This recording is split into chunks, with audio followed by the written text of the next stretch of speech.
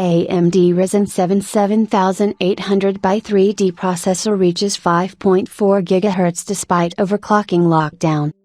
AMD's Ryzen X 3D processors are created by literally attaching a second chip, which is almost entirely an L3 cache, to the top of a regular Ryzen processor die, as shown in the image above. This is the center tile on top of a wider CCD array.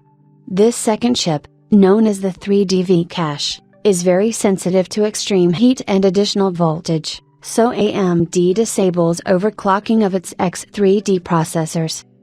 Users have more control over the second generation Ryzen 7000 based X3D chips, but they still have a locked multiplier.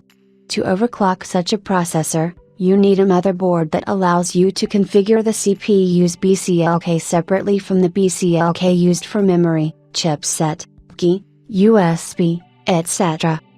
This method of overclocking is known as ECLK Mode 1, explained the master of overclocking Scatterbencher in his latest video.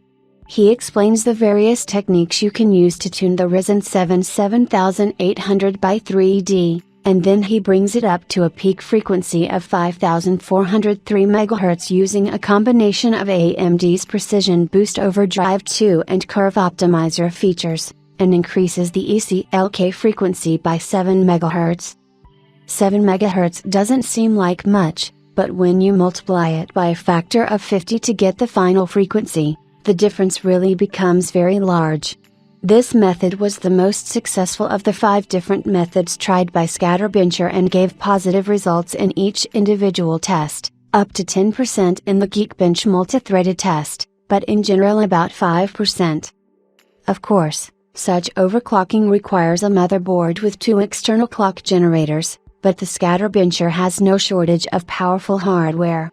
Still, we wouldn't be surprised if the 5.4 GHz Ryzen 7 7800 by 3D smashes all the competition in your favorite gaming benchmark.